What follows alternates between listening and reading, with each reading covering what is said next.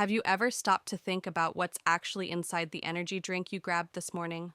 Not the branding, not the buzzwords. I mean what it really does once it hits your bloodstream. Because behind the colorful cans and catchy slogans, there's a story, a darker story, one that includes teenage deaths, lawsuits, hidden ingredients, and a billion-dollar industry that thrives on our exhaustion. This isn't just about caffeine, it's about the price we pay to stay awake in a world that never lets us rest. In this episode of True Crime Echoes, I'm taking you on a journey through history, science, corporate loopholes, and real human lives to uncover the uncomfortable truth about energy drinks. This is more than just a beverage. It's a system, a culture, a warning, and by the time we're done, you might never look at that can the same way again. Chapter 1: A Lemonade That Took a Life. Did you hear about this? A college student drank a lemonade and died. Yeah, a lemonade. That's exactly what I thought when I first saw the headline. It read something like Panera Sued by family after student dies from charged lemonade. My first reaction was confusion. I mean, lemonade, seriously? It sounded like clickbait, some overblown headline to get attention. But I clicked anyway, and what I found left me shaken. Her name was Sarah Katz. She was only 21 years old, a student at the University of Pennsylvania. By all accounts, she was bright, ambitious, and full of life. On a regular day in 2022, she walked into a Panera Bread, ordered a large charged lemonade, took a sip, and just kept sipping. And a few hours later, her heart stopped. She went into cardiac arrest and never recovered. It's horrifying. But what's even more disturbing is that this wasn't just some ordinary lemonade. The drink she ordered was called Charged Lemonade, a neon green beverage that sounds like something out of a comic book. And apparently it's not just charged, it's supercharged. A large size of that drink contains almost 400 milligrams of caffeine. That's the equivalent of 5 Red Bulls. 5. Now here's the part that really stings. Sarah had a known heart condition, long QT syndrome. She had managed it carefully her whole life. She took her medication, she avoided energy drinks and known triggers. She was cautious. Her parents said she was even extra cautious with her health. But on that day, she had no idea that what looked like a refreshing lemonade was actually loaded with enough caffeine to trigger a fatal arrhythmia. There were no bold warnings, no labels saying, dangerously caffeinated, just a sweet, citrusy drink with a colorful name and a price tag like any other cold beverage on the menu. Her parents are now suing Panera for wrongful death. They believe the company failed to clearly warn customers that their so-called lemonade was more like a liquid energy bomb. And honestly, I don't disagree with them, because this isn't just about one tragic death. It's about a bigger question we should all be asking. When did our drinks become this dangerous? I grew up in the early 2000s, back when energy drinks started popping up everywhere. I remember walking through the aisles at gas stations, seeing those black and green Monster cans, and feeling like they were cool, edgy, like they gave you power. I didn't think twice. None of us did. But I never really stopped to ask, where did this obsession with energy come from? Why are we so hooked on caffeine? And who decided that slapping charged on a lemonade was okay without telling people what was really in it? Sarah's story, as tragic as it is, forced me to look deeper. What I found was a wild, twisted, sometimes shady journey that spans centuries. From sacred rituals to military amphetamines, from Coca-Cola's original cocaine recipe to Red Bull's global empire, and even the rise and deadly fall of drinks like Four Loko. And it all leads back to one simple truth. Our thirst for energy has a dark side. So today I want to take you on that journey. Let's pull back the label peel off the marketing and see what's really hiding inside those shiny cans and neon bottles. Because once you hear the full story, you might never look at an energy drink the same way again. Chapter 2: A History. Written in Caffeine. When I started digging into the story behind energy drinks, I thought I'd be looking at cans and brands and lawsuits. But I ended up somewhere I didn't expect, hundreds of years in the past, standing in the middle of history. And the deeper I went, the more I realized something kind of wild. We've always been chasing a high. Stimulation, that spark of energy, that lift, that jolt, it's not new. It's just changed form. Long before Red Bull or Monster ever hit a shelf, Indigenous tribes in North and South America were using natural stimulants for centuries. They used things like peyote, a cactus, with hallucinogenic properties, not for fun, but as part of deeply sacred ceremonies. It was spiritual, purposeful, a way to transcend, to connect with something bigger than themselves. And even back then, people understood something that still rings true today. We are drawn to things that change the way we feel. By the 1600s, another kind of stimulant arrived: coffee. European traders brought it to the colonies, and before long, coffee plants were being grown right in the Caribbean. But at first, it wasn't even America's drink of choice. Nope. Back then, we were a tea-drinking nation, heavily influenced by the British, obviously. That is until one very famous night, December 16th, 1773, the Boston Tea Party. Americans, furious over unfair taxation, stormed the harbor and dumped over 90,000 pounds of British tea into the water. It was a bold act of rebellion, not just against taxes, but against everything the British represented. That moment wasn't just about economics. It was symbolic. It was emotional. And after that night, tea fell out of favor. Coffee wasn't just a drink anymore. It became a statement. It became American. Even Thomas Jefferson, our third president, was a coffee loyalist. Records show he kept 60 pounds of coffee beans stored in his basement ready to brew at any moment. He once called coffee the favorite beverage of the civilized world. And yeah, there's definitely some judgment in that. But I get it, because caffeine gave people something they desperately needed: energy to build a new world. You see, back then, people were working long hours, farming, building, surviving. Coffee kept them alert, focused, productive. And it wasn't just a drink, it was a ritual. Morning routines, social gatherings, quiet moments. Coffee became part of the American identity. And it stayed that way for a long time. But even in those early days, there was always this undercurrent, this desire to go further, to push harder, to feel more. That craving, it never really left us. And over time, caffeine would evolve. It would grow wings, sometimes literally. And eventually, it would leave the simple comfort of a coffee cup behind, for something faster, stronger, and far more dangerous. But before we get there, we have to talk about something a little unexpected. Because the next chapter in our caffeine story, it involves a fizzy drink and a very familiar name: Coca-Cola. Chapter 3, From Cocaine to Monster, the Caffeine Arms Race. So, let's talk about Coca-Cola. Yeah, that Coca-Cola. We all know it today as this nostalgic all-American soda. Red label vintage ads, Santa Claus with a glass bottle. It's practically a cultural icon. But what most people don't know, or maybe just don't like to think about, is that when Coca-Cola was first created in the late 1800s, it had a very different kick. It wasn't just the caffeine, it was the cocaine. Yes, literal cocaine. Back in 1886, a guy named John Pemberton, a Civil War veteran turned pharmacist, created the original formula. He marketed it as a temperance drink meant to replace alcohol, ironically. But what he ended up creating was a beverage that mixed caffeine from cola nuts and cocaine from coca leaves. And people went absolutely wild for it. It was sold as a tonic, a kind of cure-all. Headaches, fatigue, low spirits, Coke was the answer. And people weren't just drinking it. They were obsessing over it. And here's the thing, this wasn't some fringe product. Coca-Cola was sold at soda fountains, pharmacies, grocery stores. It was everywhere. And it worked. People felt more alert, more energetic, even euphoric. It was marketed as medicine, but let's be honest, it was also kind of a socially acceptable high. Eventually, the cocaine was removed officially by 1904 because of growing concerns about addiction and side effects. But by then, the public had developed a serious taste for caffeinated beverages, and the seed was planted. We weren't just looking for energy anymore. We were looking for enhancement. And that's where things really started to shift.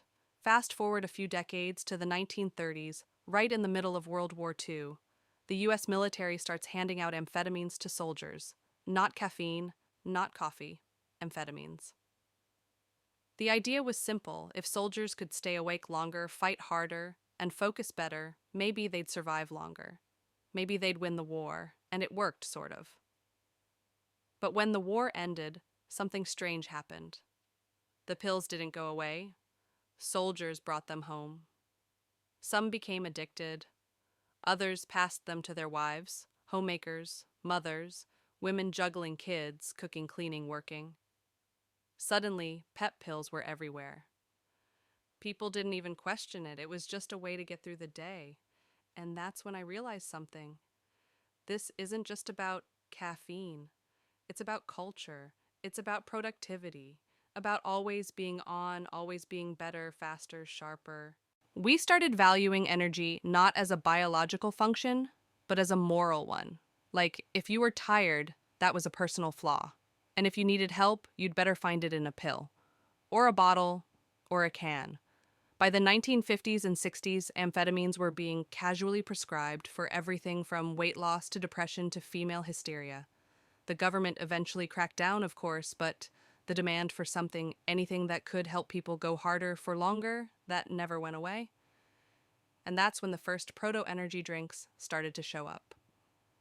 In 1949, a businessman from Chicago came out with something called Dr. Anais. It was a caffeinated soft drink packed with B vitamins and marketed as a healthier alternative to sugary soda. The ads claimed it could cure fatigue, boost vitality, even help you focus at work or school. Sound familiar, Dr. Anais didn't become a household name, but it marked a shift. People were no longer just drinking for taste. They were drinking for performance. The idea of a drink that could make you better was officially in motion, and even though America wasn't quite ready yet, the rest of the world was. Because over in Asia, something was brewing literally, and it was about to change everything. Chapter 4. Red Bull was born in Thailand, not Austria. If I asked you where Red Bull comes from, what would you guess? Austria, Europe somewhere? Maybe you picture some billionaire in a ski lodge inventing it after a long night out. Yeah, I thought so too. But the truth is, Red Bull didn't come from Europe. It came from Thailand. And not in the way you might think.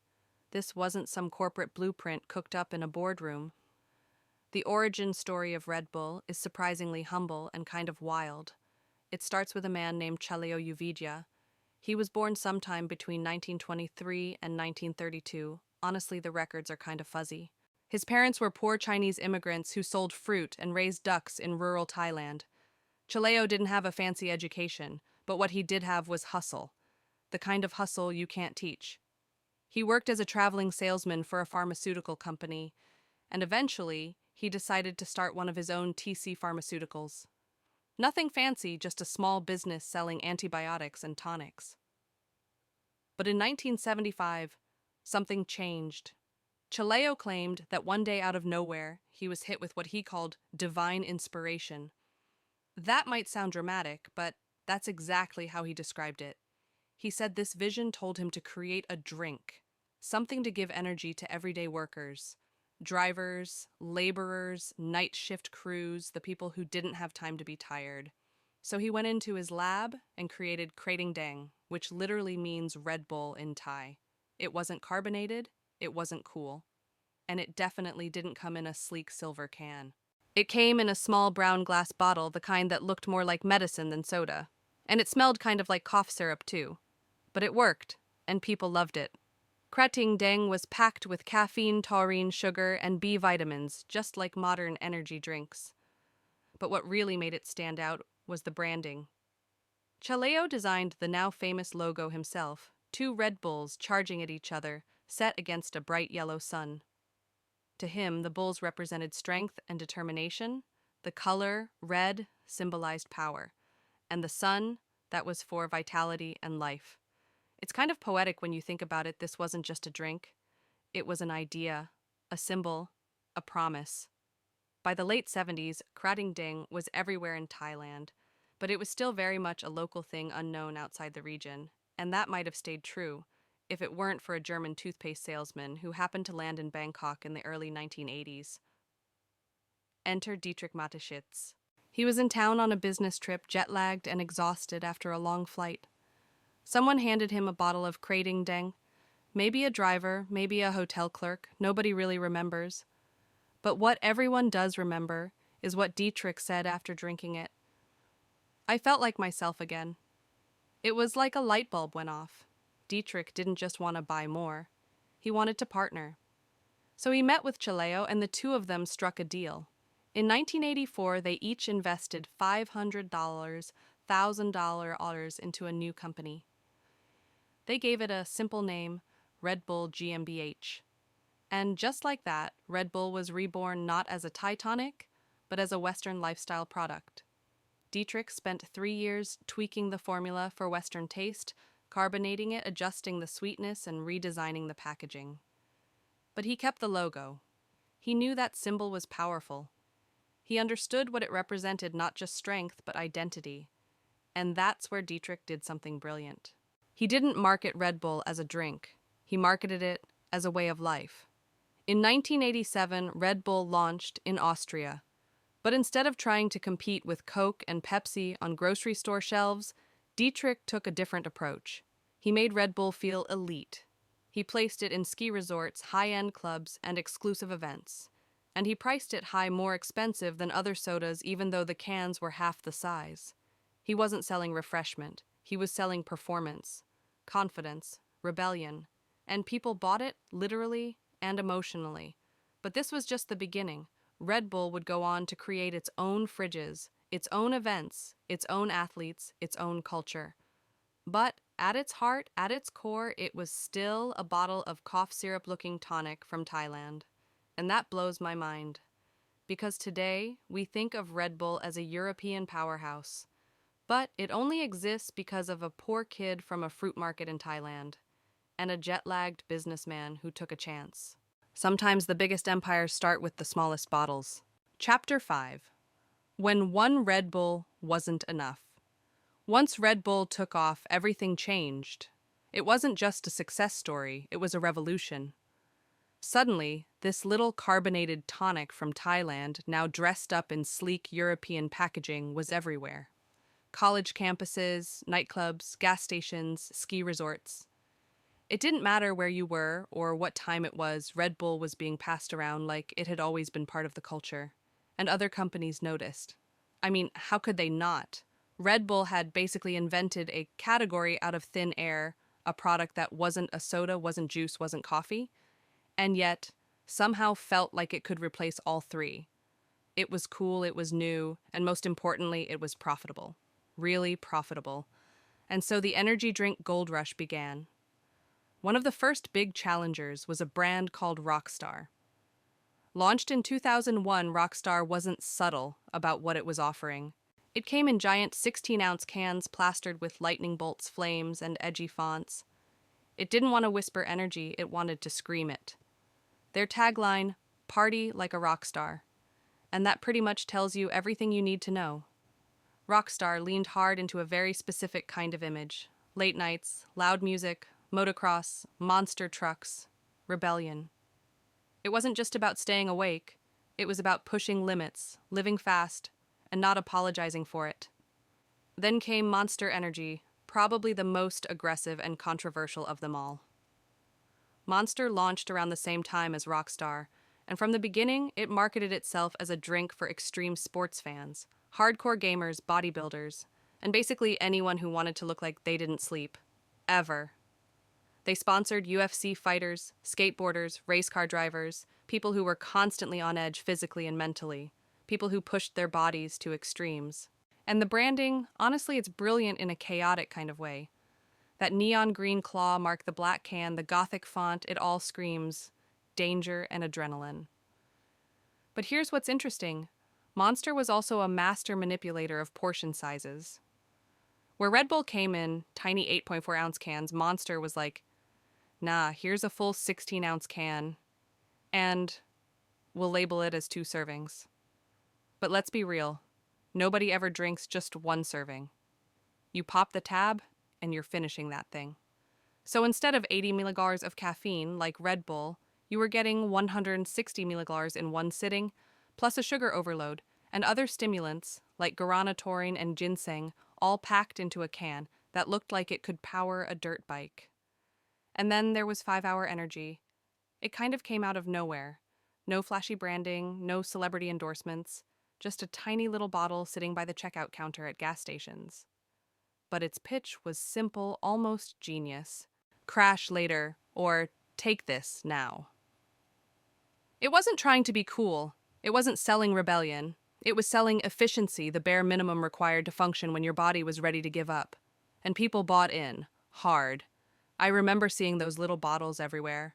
Office desks, glove compartments, backpacks. Even my friend's grandma kept one in her purse just in case. It became the modern version of carrying aspirin. The craziest part? None of these products were regulated like actual medications. They sat on shelves next to chips and candy bars looking innocent. But behind the labels, if you could even understand the fine print, they were loaded with enough stimulants to trigger anxiety, heart palpitations, insomnia, and, in rare cases, even death. But the marketing made it all seem normal, harmless even. Drink this, perform better, be sharper, be faster, be more. And we did. We started drinking energy for breakfast, for workouts, for exams, for double shifts, for long drives, for late-night gaming marathons. It didn't even feel strange anymore. It felt necessary. But what we didn't realize, or maybe just didn't want to admit, is that we were training our bodies to ignore exhaustion. We weren't solving fatigue. We were silencing it. And when you silence something long enough, eventually it finds another way to speak. Chapter 6, 4. Loco, the legal drug that got people killed. There's something about college that makes you feel untouchable. You're young, your body bounces back from anything. And there's this collective mindset that everything is temporary. The classes, the dorms, the chaos, even the mistakes. But in the late 2000s, something showed up on college campuses across America that took that carefree energy and dialed it up to something darker, something dangerous. It was called Four Loko. And if you never drank one, you probably at least heard the stories. A single can could black you out. 2 could land you in the ER. 3 people joked you'd wake up in another state if you woke up at all. But it didn't start out that way. Four Loko was created in 2005 by 3 friends from Ohio State University. They were college students just like the people they ended up marketing to. Their idea was simple: combine alcohol and caffeine into one drink. The name itself was a nod to its ingredients: alcohol, caffeine, guarana, and taurine. That's the loco part. The 4 was just the number of key ingredients. It was supposed to be fun, affordable, easy to drink. And for a while it was. It caught on fast, especially with broke students who wanted to get drunk on a budget. One can cost about $2.50 and packed the alcohol equivalent of 4 to 5 beers, plus a caffeine punch stronger than most energy drinks. Let that sink in. Imagine drinking a bottle of wine and chasing it with 2 Red Bulls at the same time. That's what Four Loko was. The branding was loud and chaotic neon camouflage cans, names like Fruit Punch and Watermelon. It didn't look like alcohol. It didn't even taste like alcohol. And that's what made it dangerous. Because it went down way too easy. But here's the scary part. Caffeine doesn't just keep you awake, it can trick your brain into thinking you're not drunk. So people would drink one, feel buzzed, maybe energized, and think, oh, I'm good, I can keep going. And they did, until they couldn't. There were blackouts, fights, ambulances showing up at frat parties, and eventually deaths. Real people died after drinking Four Loko. Some from alcohol poisoning, some from accidents that happened because they didn't realize how impaired they really were. I remember reading about a 20-year-old college student named Michael. He drank 2 cans at a party, just 2. Hours later, he was found unconscious. He never woke up. His blood alcohol level was 0.35%, nearly 5 times the legal limit. And the thing is, that wasn't an isolated incident. Hospitals started seeing spikes in alcohol-related ER visits, and they all had one thing in common: Four Loko. By 2010, things had gotten so out of hand that the media started calling it blackout in a can. States began banning it. Schools issued warnings. And finally, the FDA stepped in. They sent warning letters to Four Loko and other similar drinks declaring that the combination of caffeine and alcohol was unsafe and could lead to a state of wide-awake drunk. I mean, Just imagine that. Being so wired you don't realize your body is shutting down. So Four Loko had to change. They pulled the caffeine, reformulated the drink. The cans stayed the wild designs, the fruity flavors, but the buzz was never the same after that. Some people were angry, others relieved. But the truth is we shouldn't have needed the FDA to tell us it was dangerous. We already knew. We saw it in the headlines. We saw it in our friends. We saw it in ourselves. Because Four Loko wasn't just a drink. It was a mirror. It reflected how far we were willing to go to feel more drunk, more awake, more alive, even if it meant flirting with death. Chapter 7. The Girl Who Died After Two Monsters. There's this moment that sticks with me. It was a quiet afternoon, and I was scrolling through news headlines the way we all do, passively, almost numbly. I wasn't looking for anything in particular. And then I saw it. 14-year-old girl dies after drinking 2 Monster energy drinks. At first, I thought this has to be exaggerated. Maybe there was something else going on. Maybe it wasn't just the drinks, but it was. Her name was Anais Fournier. She lived in Hagerstown, Maryland. She was 14. Just a kid. December 16, 2011.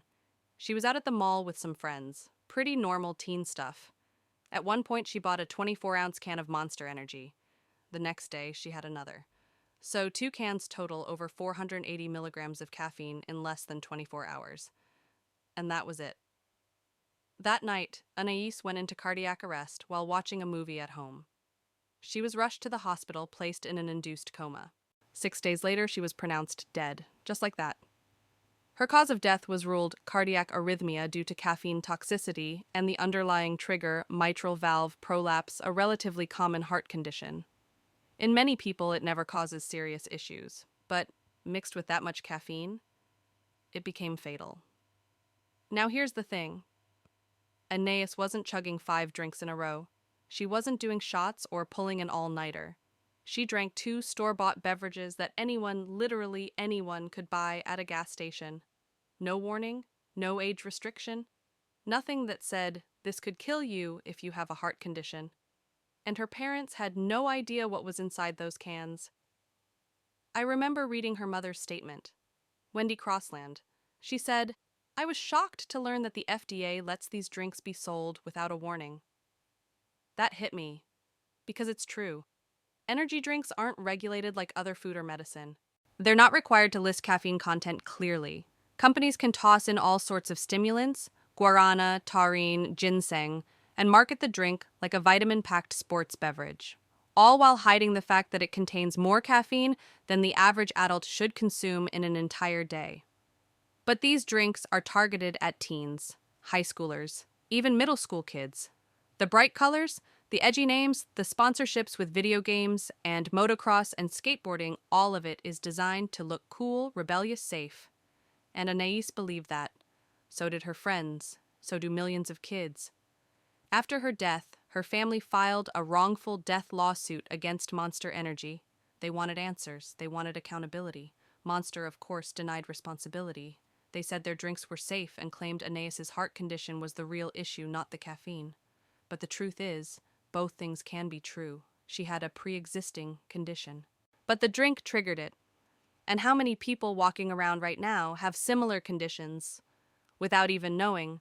That's the scary part. You don't have to be reckless. You don't have to overdose. All it takes is the wrong combination. A body already wired in a certain way, and a product that was never designed with your safety in mind. Anais should have gone to prom. She should have had her first heartbreak, her first job, her first apartment. Instead, she became a headline, a cautionary tale. And still, all these years later, not much has changed. Energy drinks are still on every shelf, still unregulated, still marketed to the people most vulnerable to their effects. Every time I pass a can of Monster or Bang or Celsius, I think of Anais, because this isn't just about caffeine, it's about trust. And when that trust is broken sometimes, kids don't get a second chance. Chapter 8. The Brain on Caffeine. Miracle or Time Bomb. The first time I had caffeine, I was probably 8. It wasn't a cup of coffee or anything, it was a sip of soda at a birthday party. I remember the fizz, the sugar, the way it made me feel. Sharp. Like my thoughts got louder. My limbs felt lighter. I didn't have the words for it back then, but looking back now, I know exactly what was happening. My brain was getting hijacked. Caffeine is so woven into our culture, we don't really think about it anymore. It's in coffee, soda, energy drinks, even chocolate. Some people drink it before they brush their teeth. Others can't function without it. We treat it like air or water, just a normal part of being human. But chemically, it's a stimulant drug, and it works fast. So here's what actually happens when you drink caffeine, whether it's in your morning latte or a neon can of Monster. Your brain runs on a chemical called adenosine. Think of adenosine as your body's natural sleep signal. The longer you're awake, the more adenosine builds up, and when it hits a certain level, your brain starts telling you, hey, it's time to rest. That's why you feel tired at night. It's not just habit, it's chemistry. But caffeine blocks adenosine, literally. It slips into the receptors where adenosine would normally dock and hijacks the signal. So now your brain thinks, oh, I'm not tired at all, even though your body absolutely is. And while you're riding that wave of false energy, your heart rate increases, your blood vessels constrict, your muscles tense. You feel more awake, more alert, maybe even more confident. It's not magic, it's neurochemical trickery. And here's where it gets tricky, because your brain is smart. If caffeine keeps blocking adenosine, your brain says, fine, I'll just make more adenosine receptors. And now it takes even more caffeine to get the same buzz. That's how tolerance builds. That's why your 1 cup of coffee turns into 3, then 5, then a double shot espresso at 9 p.m. because you have a deadline. But eventually the caffeine wears off, and all that built-up adenosine comes crashing through. That's the crash, the pounding headache, the irritability, the sudden overwhelming fatigue. And if you don't know what's happening, it feels like you are the problem, like you're lazy, or slow, or not trying hard enough. But it's not you, it's chemistry. Now, for most adults in good health, moderate caffeine use is probably fine, maybe even beneficial. Studies show it can boost memory, enhance focus, improve mood. Some people even say it helps with depression.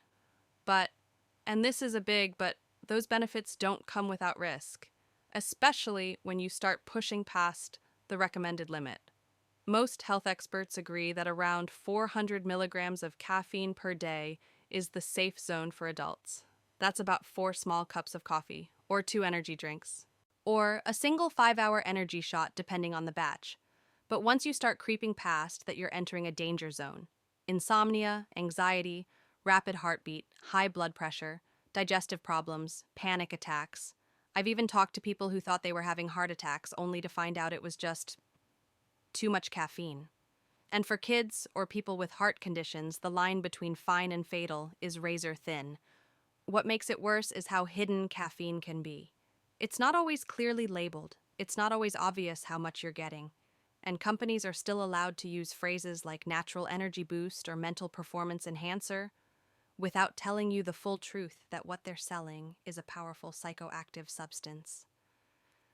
And yeah, I know that sounds dramatic, but when you strip away the branding, that's what it is. Caffeine is a legal, normalized drug that we've all decided is safe, mostly because we use it so much. But that doesn't mean it can't hurt us. I've seen it. I've felt it. I've read the autopsy reports and the warning labels that came too late. And I've started to wonder, if caffeine were invented today, would it even be legal? Or would it come with a black box warning and a prescription? I'm not saying we should all quit. That's not realistic and maybe not necessary. But I am saying this. We owe it to ourselves, and especially to our kids, to know what we're actually putting in our bodies, because something that seems harmless can change everything when you least expect it. Chapter 9. The legal loophole that let it all happen. You'd think with everything we've talked about, the hospitalizations, the lawsuits, even the deaths, there'd be some kind of serious regulation on energy drinks by now, but there isn't, and that's not by accident.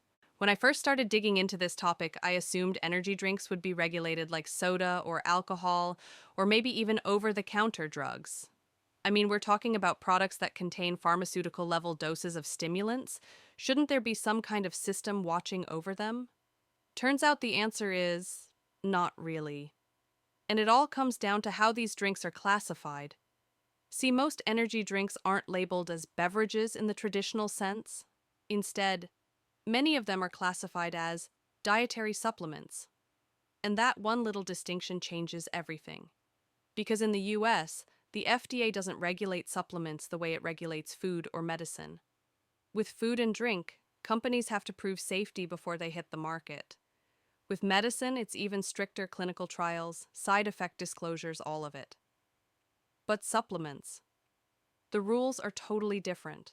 If you label your product as a dietary supplement, you're essentially saying, trust me, you don't need FDA approval before selling it. You don't need to prove it's safe first. And the burden of proof, it falls on the government to prove harm after the fact. That's how energy drink companies have gotten away with so much. By walking a legal tightrope between categories.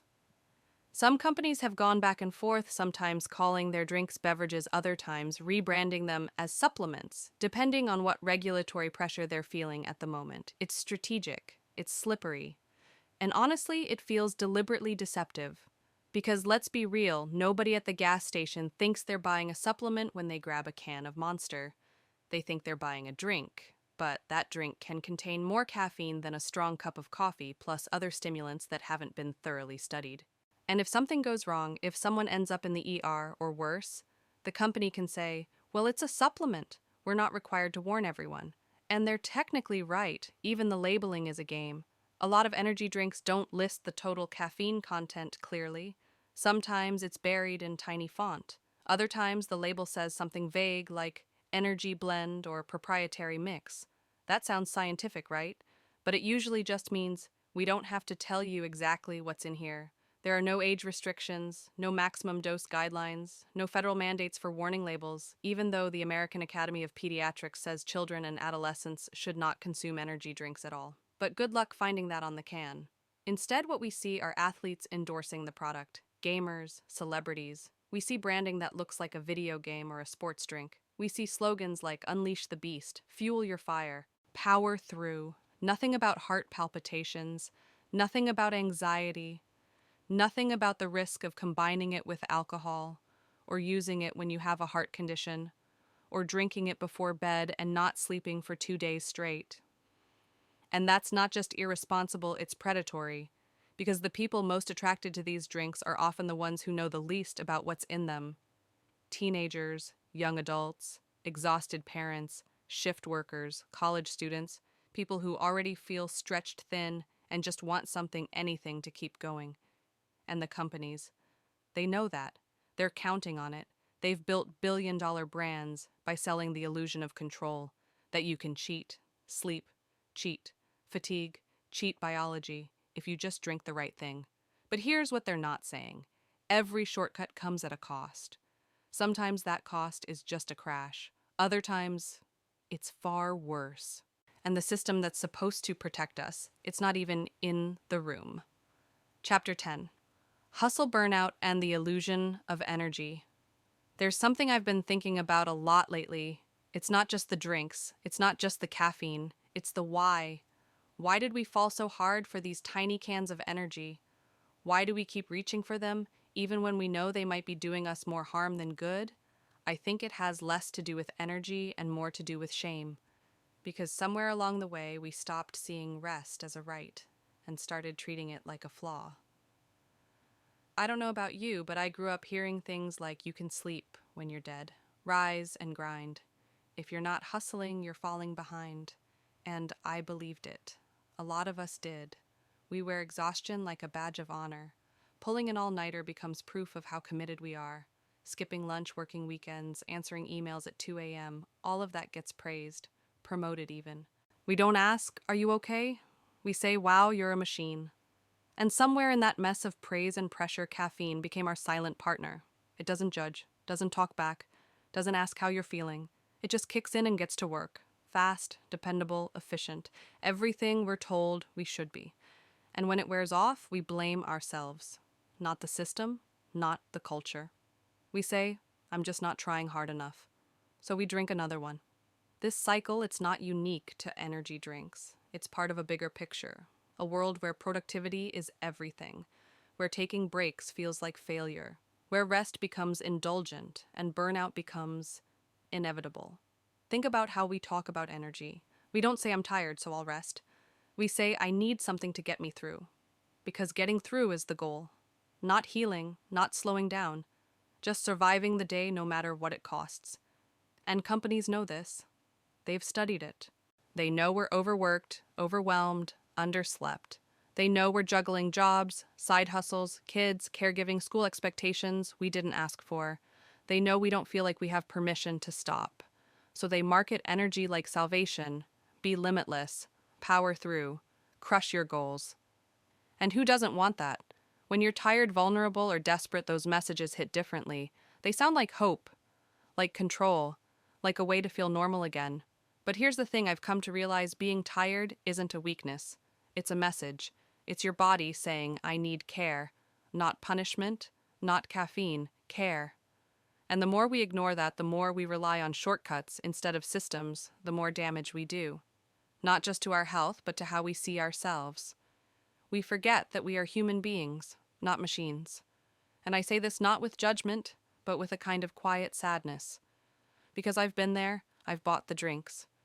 I've told myself, just one more hour, just one more task, just one more can, until my body said no.